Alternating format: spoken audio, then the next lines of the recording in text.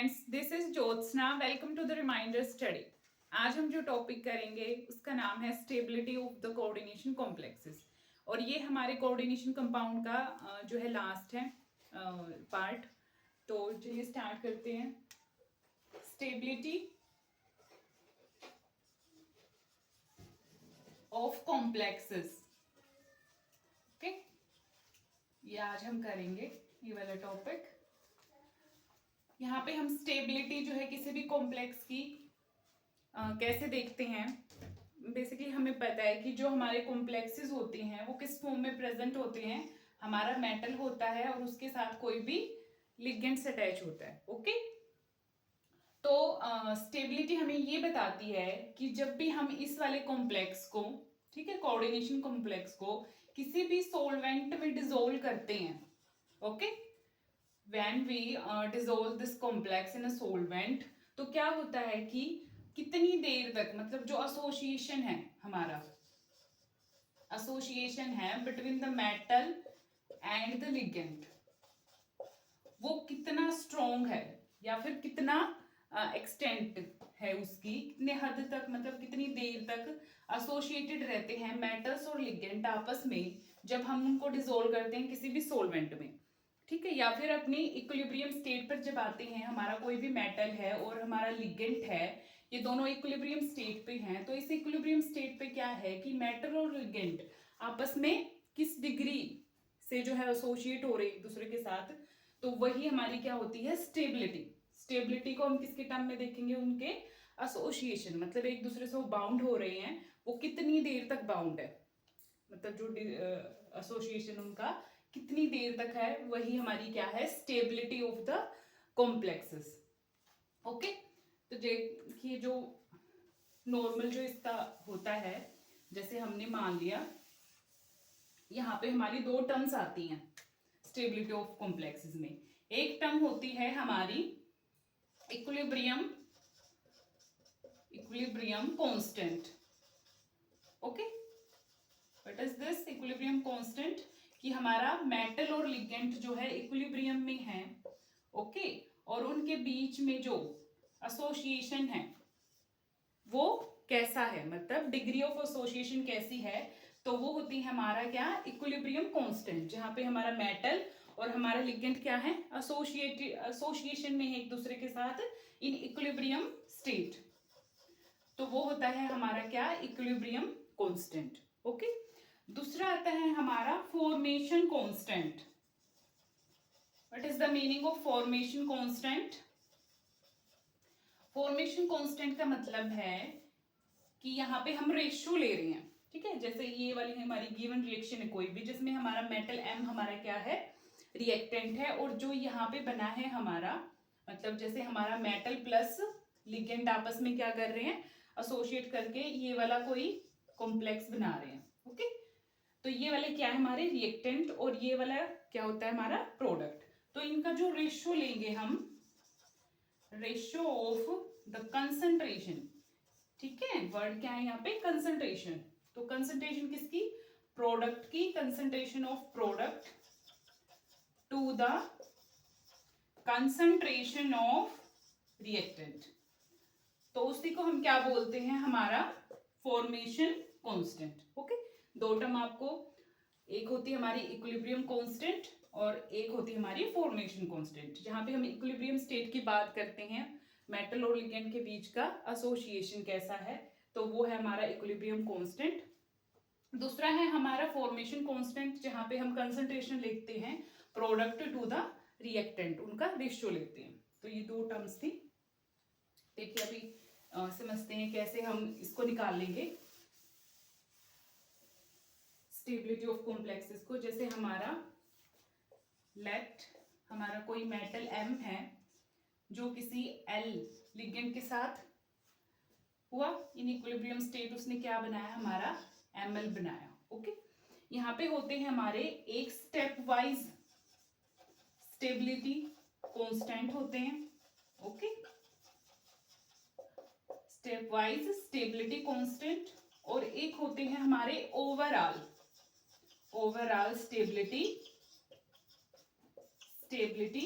Complex, okay. इनका का meaning क्या है, जो स्टेप वाइज, मतलब जो स्टेप्स में जो हम रिएक्शन देख रहे हैं उस एक पर्टिकुलर रिएक्शन के लिए मतलब उसका रेट क्या है। मान लिया यहाँ पे हमारा मेटल M है और ये लिगेंड है, आपस में एसोसिएट हुए और Ml कॉम्प्लेक्स बना दिया, तो इस गिवन रिएक्शन के लिए हमारा जो है स्टेबिलिटी कांस्टेंट, तो इसी को क्या बोलते हैं हम, जब स्टेप वाइज कांस्टेंट निकालते हैं तो उसको बोलते हैं हम step wise stability constant. Overall क्या होता है, जिसमें हम एक मेन आइडिया ले लेते हैं, एक मेन जहां पे कितने नंबर ऑफ मेटल्स के साथ कितने नंबर ऑफ लिगेंड्स जो है एसोसिएशन में है, तो वो है हमारा ओवरऑल स्टेबिलिटी। पहले स्टेप वाइज स्टेबिलिटी कांस्टेंट देखते हैं, इसको फॉर्मेशन कांस्टेंट की फॉर्म में लिखेंगे हम कैसे, ratio of concentration of product to the ratio of concentration of the reactant. तो यहाँ पे K1 क्या होगा हमारा, अगर हम K1 लिखें तो यहाँ पे क्या है हमारी कंसंट्रेशन ऑफ प्रोडक्ट क्या है यहाँ पे हमारा Ml to the concentration of reactant M और L। ओके, तो ये है हमारा L1। अभी हम यहाँ पे स्टेप वाइज स्टेबिलिटी कांस्टेंट लिखेंगे, उसके बाद ओवरऑल स्टेबिलिटी कांस्टेंट देखेंगे। उसके बाद यही वाला Ml हमने कॉम्प्लेक्स लिया, ओके, और वो फर्दर एक और लिगेंड के साथ हो गया सोलवेंट में। जब भी हमारा सोलवेंट है, मतलब जो मेटल है हमारा सोलवेंट में, वो कभी भी फ्रीली स्टेट में होगा ही नहीं प्रेजेंट, आपका किसी न किसी लिगेंड के साथ जो है बाउंड होगा। अब ये वाला मेटल कॉम्प्लेक्स जो है फर्दर एक और लिगेंड आगे इस पे अटैच हो गया, तो इसके लिए हम कांस्टेंट लिखेंगे K2, और इसने क्या बनाया Ml2 कॉम्प्लेक्स। तो यहाँ पे हमारा K2 क्या हो गया, concentration of this product Ml2, okay, और ये हमारा कंसंट्रेशन ऑफ द रिएक्टेंट, ये वाला K2। ऐसे ही हम Ml2 को ले लेंगे, ये फर्दर एक और लिगेंड के साथ हुआ, तो यहाँ पे हम क्या मानेंगे K3। ऐसे हम जो है स्टेप वाइज स्टेबिलिटी देखेंगे, तो यहाँ पे हमारा क्या बन जाएगा Ml3। अगर इसके लिए हम देखें K3 के लिए, तो क्या हो जाएगा हमारा Ml3 product to the reactant, okay, Ml2 और L, ओके। ऐसे ही हम लास्ट वाला देख लेते हैं, जब Ml3 एक और लिगेंड से रिप्लेस होगा, तो यहाँ पे हम क्या लेंगे K4, this is the K4, तो यहाँ पे क्या बन जाएंगे हमारे Ml4, तो K4 क्या बनेगा हमारा Ml4 product to the reactant की कंसंट्रेशन Ml3 और L। अब ये तो निकाल लिया हमने स्टेप वाइज, ओके, जिसमें हमने K1, K2, K3 और K4 निकाल लिया। तो ये तो थी हमारी स्टेप वाइज स्टेबिलिटी कांस्टेंट। अगर हमने ओवरऑल निकालनी है तो उसके लिए क्या होता है, ओवरऑल स्टेबिलिटी कांस्टेंट और स्टेप वाइज स्टेबिलिटी कांस्टेंट में एक रिलेशन होता है, ठीक है, एक रिलेशन होता है जिसको हम बेटा 4 से करेंगे denote. This is the overall stability. ये क्या है हमारी ओवरऑल स्टेबिलिटी। अगर हमें निकालनी हो तो हम जो लास्ट में जो हमारा कॉम्प्लेक्स बनाया उस पे हम देखेंगे कि ये एक मेटल है जिसमें 4 टाइप के लिगेंड्स इसके साथ अटैच हैं, तो सिर्फ इसको देखेंगे और ये कैसे निकलती है हमारी K1 into K2 into K3 into K4, okay. तो ये रिलेशन होता है हमारा ओवरऑल स्टेबिलिटी कांस्टेंट और these are the stepwise stability constant. तो ये रिलेशन है हमारा, और ये जो है आपके HTET PGT में क्वेश्चन आया हुआ था जिसमें आपका रिलेशन पूछा गया था ओवरऑल स्टेबिलिटी कांस्टेंट और स्टेप वाइज स्टेबिलिटी कांस्टेंट। तो ये आपका ये है। अगर इसकी हम ओवरऑल स्टेबिलिटी निकालें तो कैसे निकलेगी हमारी, हम इसको मानेंगे, हम इसको ऊपर ले लेंगे जो प्रोडक्ट बना है हमारा, और ये कैसे बना है, एक मेटल है इसमें और कितने लिगेंड है हमारे 4 लिगेंड है। तो जो हम जो भी लेते हैं, जैसे कि मेटल के साथ जो है 4 लिगेंड मिलके जो है ये Ml4 बनाया है, ओके। ये हमारे रिएक्टेंट हैं, दीज आर द प्रोडक्ट। तो हमने प्रोडक्ट को ऊपर ले लिया उसकी कंसंट्रेशन को, और M हमने नीचे, और जो स्टाइकोमेट्रिक होता है कोफिशिएंट उसको पावर में लगाते हैं L4। तो ऐसे निकलती है हमारी बीटा 4। तो एक एग्जाम्पल लेके मैं बताती हूँ आपको, ये था आपका कैसे आप निकालोगे अगर कोई गिवन रिएक्शन है तो आप, और क्या रिलेशन होता है ओवरऑल और स्टेप वाइज स्टेबिलिटी कांस्टेंट के बिटवीन। अभी जैसे एग्जाम्पल लिया मैंने, एक एग्जाम्पल है जिसमें हमारा कॉपर है वो अमोनिया के साथ एसोसिएट हो रहा है, ठीक है, और क्या बना रहा है, कॉपर NH3 2 पॉजिटिव। फर्दर ये कॉपर NH3 2 पॉजिटिव जो है एक और अमोनिया के साथ एसोसिएशन में आ रहा है और क्या बना रहा है हमारा, जिसको हम यहाँ पे K2 लिखेंगे स्टेप वाइज कांस्टेंट, और ये क्या बना देगा, कॉपर NH3 2 और 2 पॉजिटिव। ऐसे हमारा ये वाला है जो कॉपर NH3 है, जैसे हमने तब किया था, एक और अगर अमोनिया अटैच हो गया इस पे एसोसिएशन में आया तो ये हमारा क्या है, K3। तो यहाँ पे क्या बन जाएगा हमारा, कॉपर NH3 3 अमोनिया हो गए हमारे, okay.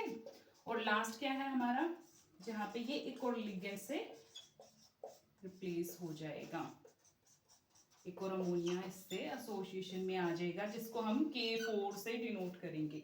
This is the K4। तो यहाँ पे क्या बनेगा, NH3 और 4 और 2 पॉजिटिव। अगर हमसे इस वाले रिएक्शन की ओवरऑल स्टेबिलिटी पूछी जाए तो हम कैसे निकालेंगे, हमने सिर्फ इस वाले पे देखना है जो K4 वाला है। तो इसके लिए अगर हम ओवरऑल स्टेबिलिटी कांस्टेंट निकाल लें तो कैसे निकलेगी, जैसे ये वाला है कॉपर, इसमें कौन कौन से बाउंड हो रहे हैं हमारे, कॉपर 2 पॉजिटिव प्लस 4 अमोनिया, अगर हम इसको खोल के लिखे तो ऐसे, और ये क्या दे रहा है हमें, कॉपर NH3 4 2 पॉजिटिव। तो इसके लिए जो ओवरऑल स्टेबिलिटी है बीटा 4 है वो क्या हो जाएगी, concentration of the product copper NH3 4 2 positive divide by the concentration of the reactant copper 2 positive, और ये क्या हो जाएगा हमारा NH3 4, ओके। ये हमारा हो जाएगा ओवरऑल स्टेबिलिटी। तो ऐसे आपको देखनी है step wise and overall stability.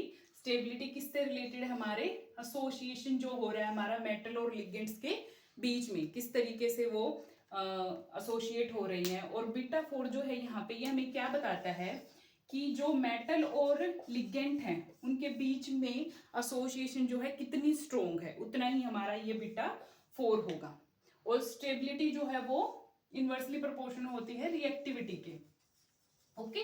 जितना ज्यादा स्टेबल होगा हमारा कंपाउंड उतनी कम जो है उसकी रिएक्टिविटी होगी। तो ऐसे हम देखते हैं, अगर आपको रिएक्टिविटी पूछी भी जाए तो आप स्टेबिलिटी के बेस पे भी बता सकते हैं किसी गिवन कॉम्प्लेक्स की, ठीक है। जितना ज्यादा स्टेबल होगा उतना लेस जो है हमारा रिएक्टिव होगा। तो ये था आपका लास्ट टॉपिक जो कोऑर्डिनेशन कॉम्प्लेक्सेस का है। अगर आपको बाकी के देखने हैं तो मैंने सारे टॉपिक्स जो हैं डाले हुए हैं, आप वहां से चेक कर सकते हैं, ओके।